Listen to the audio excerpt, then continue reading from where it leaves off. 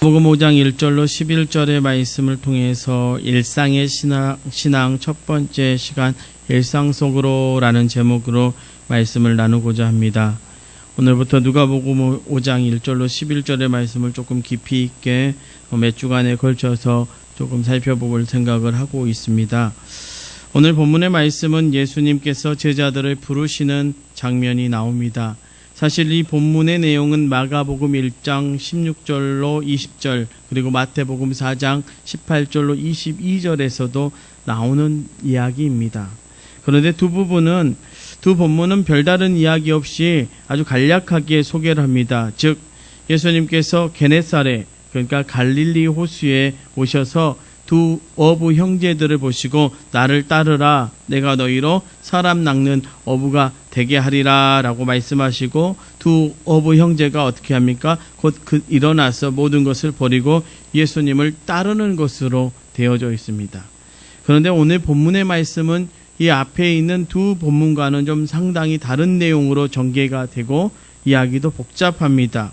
앞선 두 복음서에 비해서 매우 상세하게 그 베드로가 예수님을 만난 이야기를 전하고 있습니다. 오늘 본문의 말씀을 통해서 우리의 삶의 중심으로 들어오셔서 베드로를 제자 삼으시는 예수님의 모습을 우리는 만나게 됩니다.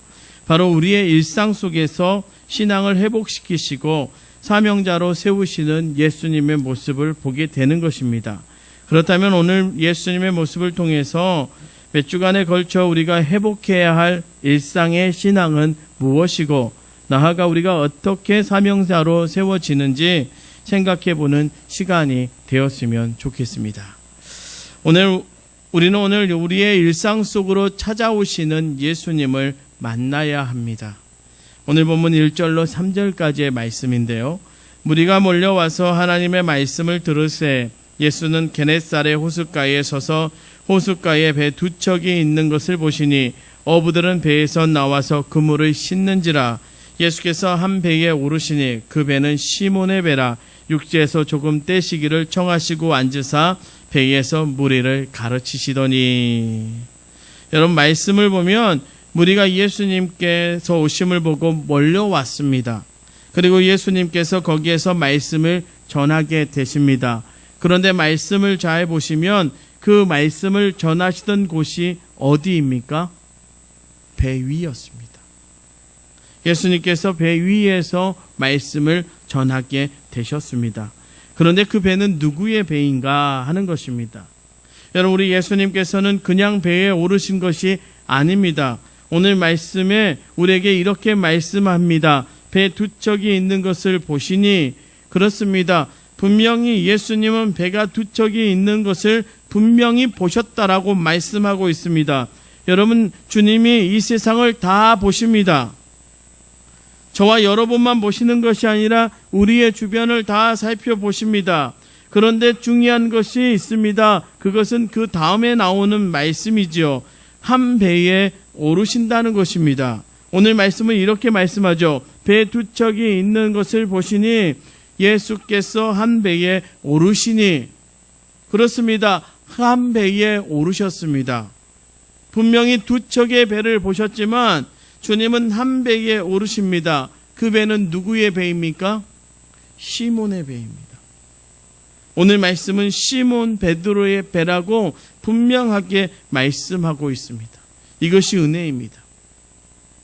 오늘 예수님은 시몬에게 분명한 목적을 가지고 찾아오신 것입니다. 그리고 베드로를 제자로 그리고 나아가 초대교회의 반석으로 세우십니다. 오늘 말씀에 따르면 사람 낚는 어부가 되게 하셨습니다. 그런데 그 은혜는 시몬만 받은 은혜가 아니라 바로 저와 여러분이 받고 누려야 할 은혜입니다. 그것은 바로 예수님께서 우리의 일상 속으로 오신다는 것입니다. 바로 여러분의 삶의 현장으로 찾아오시는 것입니다. 오늘 시몬의 배에 오르시듯 예수님은 여러분의 가정과 기업에 우리 주님이 찾아오시는 것입니다. 그리고 그 배에 앉아 말씀하시듯 여러분의 가정과 기업에 오르셔서 우리의 가정과 기업과 우리의 삶의 터전, 우리의 삶의 속으로 오셔서 그곳에 앉으셔서 우리에게 말씀하시고 우리와 교제하기를 주저하지 않으신다는 것입니다. 사랑하는 성도 여러분, 우리의 일상 가운데로 찾아오시는 주님을 만나시기를 주저하지 마시기를 소망합니다. 왜요? 우리 일상 가운데로 오시는 주님께서는 우리의 모든 것을 아시고 우리의 소리에 귀를 기울이시는 분이시기 때문입니다. 여러분, 애굽의 이스라엘 백성들을 기억하십니까? 하나님께서 그들의 일상 속으로 찾아오셨습니다. 그들의 일상이 어디입니까? 그들이 노역하던 곳입니다. 그들이 종살이하던 그 고통의 자리였습니다. 하나님께서 그 자리로 가시기를 주저하지 않으시는 분이셨습니다. 왜 그들의 일상으로 찾아오셨습니까? 출애굽기 3장은 우리에게 이렇게 말씀합니다. 여호와께서 이르시되 내가 애굽에 있는 내 백성의 고통을 분명히 보고 그들의 감독자로 말미암아 부르짖음을 듣고 그 근심을 알고 내가 내려가서 그들을 애굽인의 손에서 건져내고 그들을 그 땅에서 인도하여 아름답고 광대한 땅, 젖과 꿀이 흐르는 땅, 곧 가나안 족속, 헷 족속, 아모리 족속, 브리스 족속, 히위 족속, 여부스 족속의 지방에 데려가려 하노라. 여러분, 말씀을 보십시오. 내가 내려가서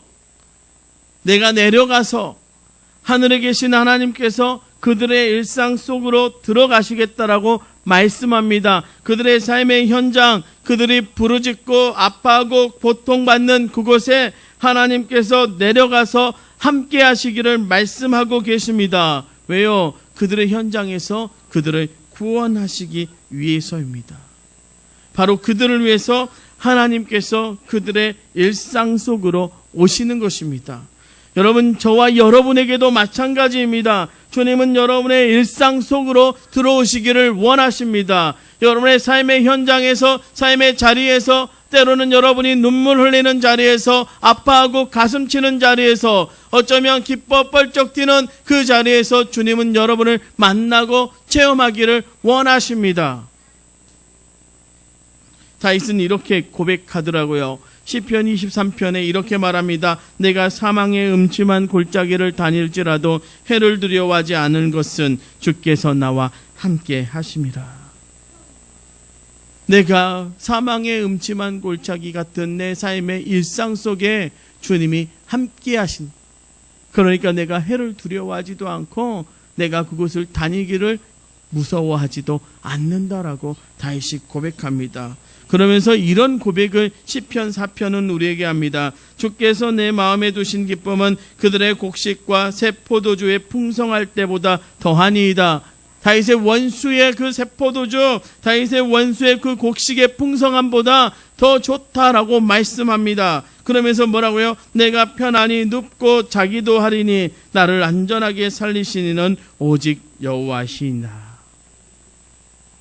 그렇습니다. 다윗의 일상 속으로 오신 하나님께서 그와 함께 하시기에 그는 마음에 기쁨이 있는 것이고 평안히 눕고 잔다고 고백하고 있습니다.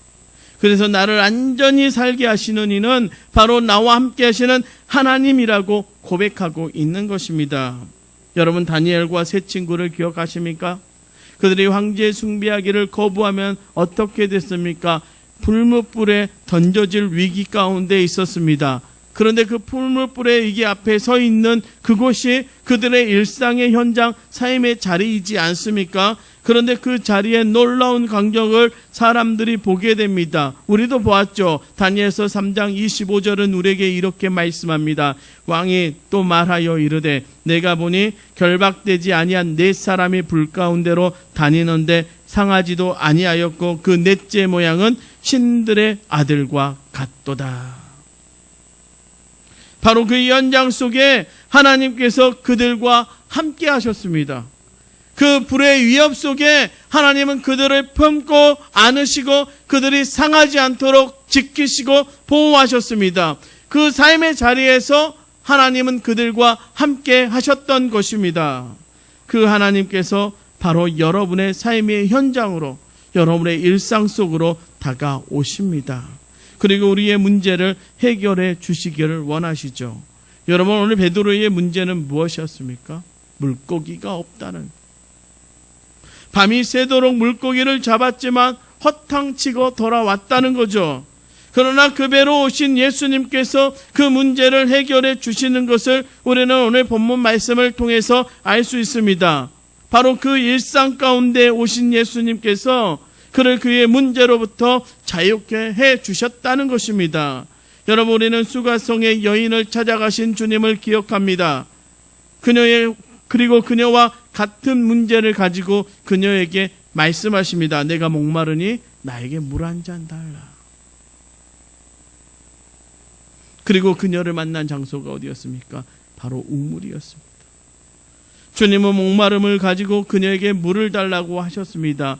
그런데 실상 목마름의 문제는 누구의 문제였습니까? 바로 그 수가성 여인의 문제였다라고 하는 것입니다. 수가성 여인의 문제였지만 예수님과의 만남, 그녀의 일상 속으로 찾아오신 예수님께서 그 문제를 해결해 주시지 않습니까? 그리고 영원히 마르지 않는 생수를 그에게 허락하십니다.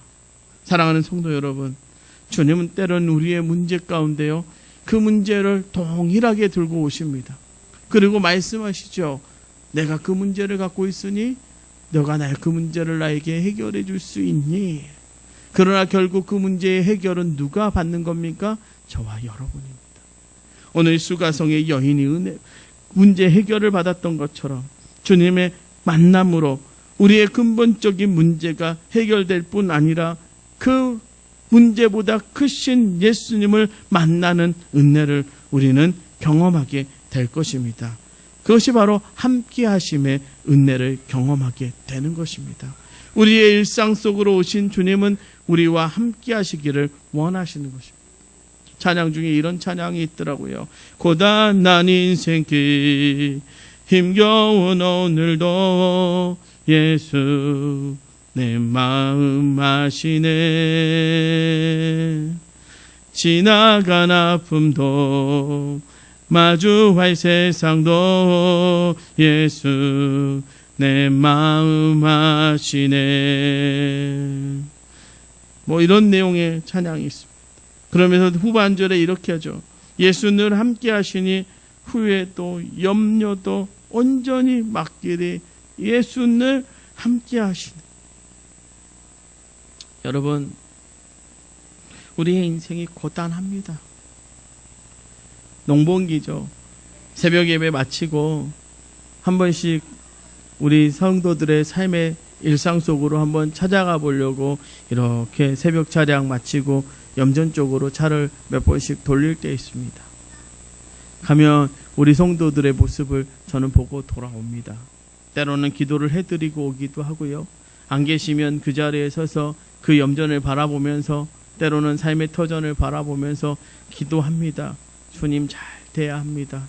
주님 오늘도 이 일상 속에서 우리 성도들을 만나 주시옵소서. 그렇죠? 우리의 일생길이요, 우리의 일상이 고단하기도 하고 아픔이 있기도 하고 우리가 마주할 세상이 힘들기도 합니다. 왜 나는 이렇게 어려운가? 내 일상은 왜 이렇게 힘든가? 그런데 놀라운 것은요, 그 일상 속으로 여러분 주님이 찾아와 주시고 계신다라고 하는 것입니다. 그리고 주님이 여러분과 함께하고 계신다는 것입니다. 바로 여러분의 일상 가운데 주님이 찾아와 주신다라고 하는 것입니다.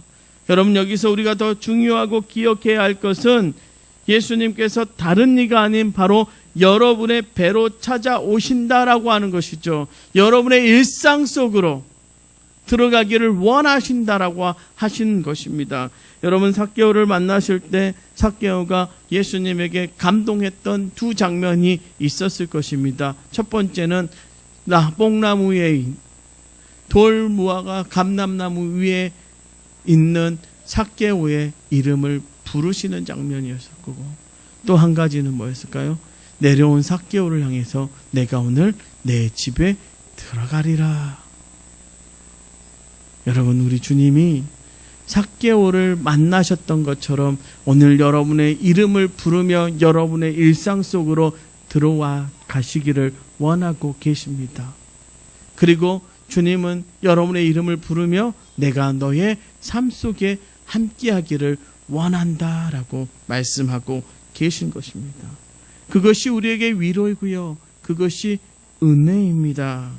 그것이 바로 그 은혜를 저와 여러분이 반드시 누려야 할 우리의 삶의 일상의 은혜입니다.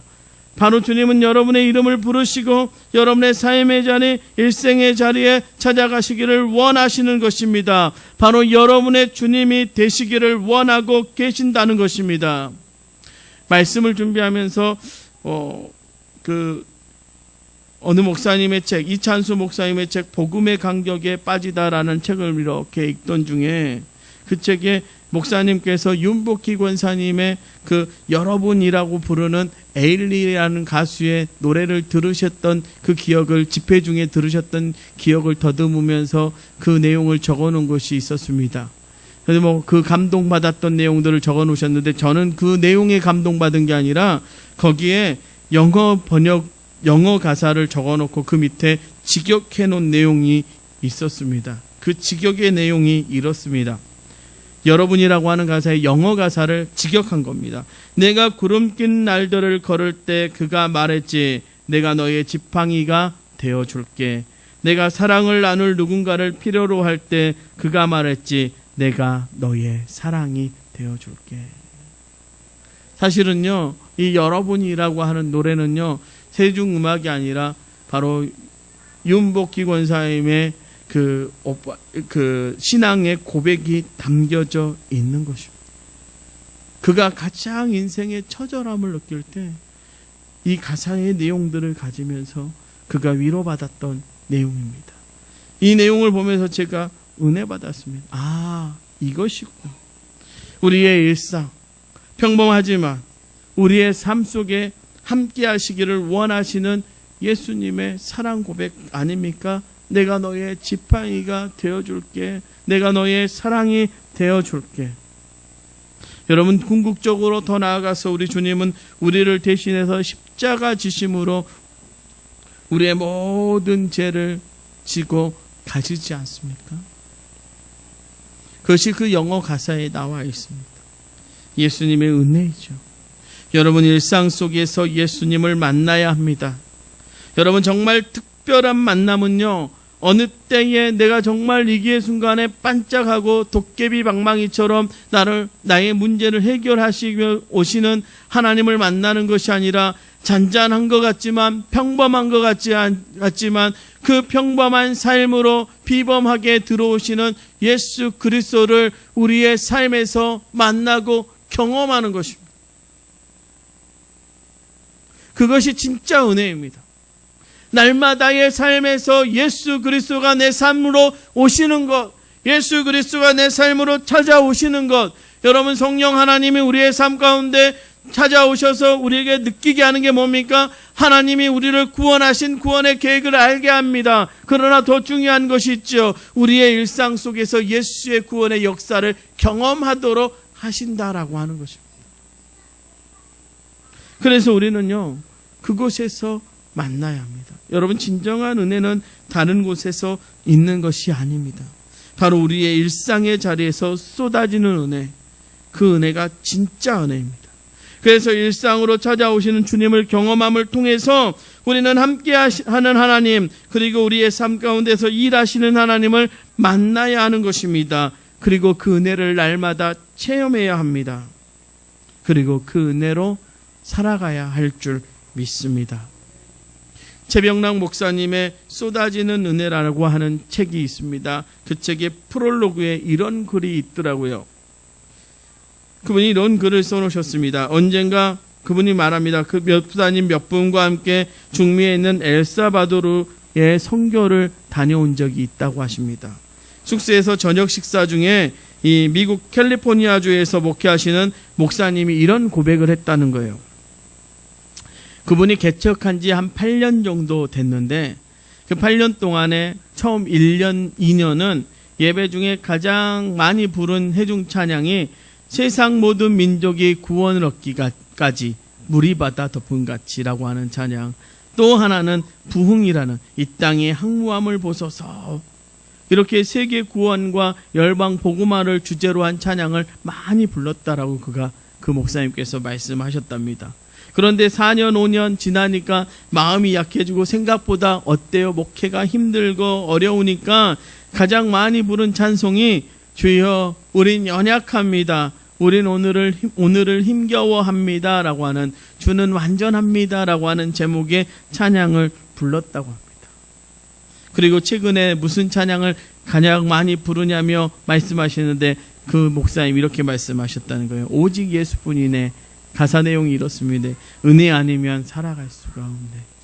은혜 아니면 살아갈 수가 없네. 이런 찬양입니다. 그 이야기를 하니까 거기 계시던 목사님들이 모두 공감하고 박장대소했다는 거예요. 맞습니다. 여러분 목회 현장도 그렇습니다. 은혜가 아니면 살아갈 수 없죠. 여기 앞에 서 있는 이 종도요, 은혜가 아니면 살아갈 수 없죠. 그런데 그분이 그 다음에 하신 말씀이, 그 다음 글이 저에게 너무 감동적으로 다가왔어요. 사역은 은혜가 필요하다는 사실을 깨닫는 순간부터 시작됩니다.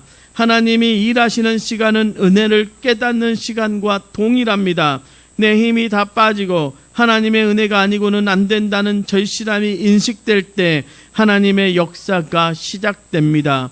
하나님은 야곱의 허벅지 관절이 어긋나고 하나님이 도우시지 않으면 안 된다는 절절한 기도가 마침내 그의 입에서 나올 때까지 그 긴긴 밤에 응답 없이 기다리셨습니다. 하나님은 우리의 입에서도 그런 고백이 나올 때까지 의도적으로 기다리십니다. 우리의 삶에 하나님이 개입하심이 진정으로 필요하다고 느낄 때 섣부르게 나타나시지 않습니다. 우리의 힘으로 하나님을 위해 살아드리겠다는 교만이 꺾이고 은혜가 아니면 살아갈 수 없다는 고백이 저절로 나올 때까지 하나님은 기다리십니다. 통곡하듯 우리의 입에서 주여 저를 불쌍히 여겨주소서, 주여 은혜를 베풀어 주소서라는 고백이 절절히 흘러나올 때가 하나님이 일하시기 시작하는 시간입니다. 때로는 우리는요, 하나님이 은혜를 베푸는데 인색하는 분이라고 오해합니다. 또 우리의 공로를 열심히 모아서 은혜와 바꾸는 것으로 착각합니다. 하지만 우리는 하나님의 본심을 분명히 기억해야 합니다. 하나님 은혜 베푸시기를 좋아하시는 분이십니다. 여러분, 민수기 6장 24절로 25절이 밝히고 있는 하나님의 본심은 이렇습니다. 여호와는 내게 복을 주시고 너를 지키시기 원하며 여호와는 그의 얼굴을 내게 비추사 은혜 베푸시기를 원하며. 여러분, 그렇지 않습니까? 하나님은 우리에게 은혜 베푸시기를 원하시고 하나님은 그 얼굴을 우리에게 비춰주시기를 소망하시고 하나님 우리를 지키시며 우리에게 복 주시기를 원하시는 분이십니다.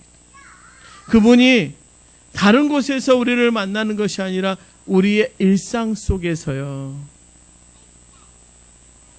우리가 통곡하고 아파하고 고통받고 때로는 우리의 몸이 찢겨지는 것 같은 그 아픔의 자리에서요, 때로는 나의 노동이 너무 힘들어서 내가 주저앉아 있는 그 자리에서요, 때로는 내 삶이 너무 고통스러워서 납작 엎드려서 아무것도 할 수 없다고 납작 엎드려져 있는 그 자리에서요, 주님은 우리를 그곳에서 만나시기를 원하십니다.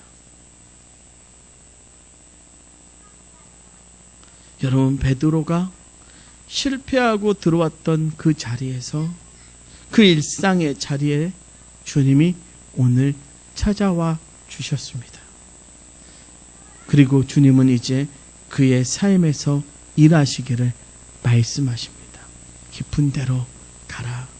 깊은 데로 가서 그물을 내리라. 바로 여러분의 삶에서도 마찬가지 아닙니까?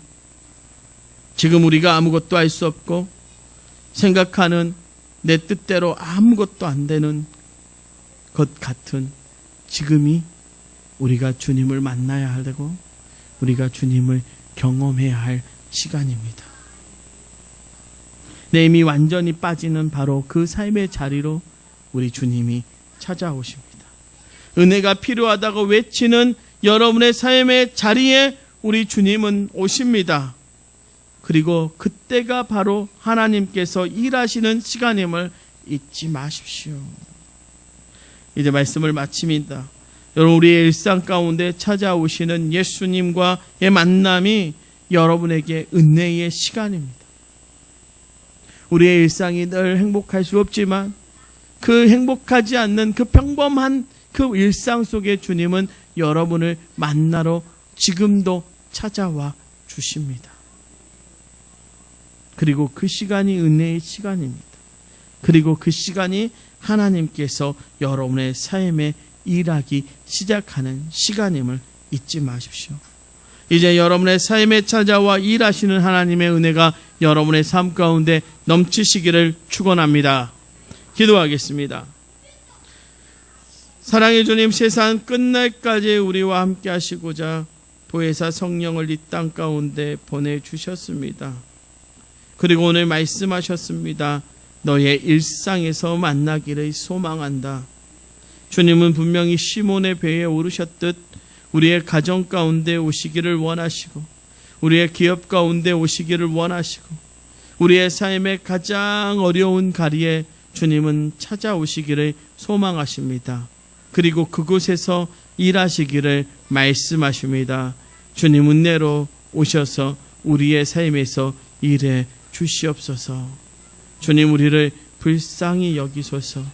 주님 은혜를 베풀어 주시옵소서. 오늘 삶의 자리에 찾아와 일하시는 그 하나님의 은혜를 붙들고 살아가는 우리 도초 동북교회 모든 성도들이 되게 하여 주시옵소서. 예수님의 이름으로 간절히 기도하옵나이다. 아멘.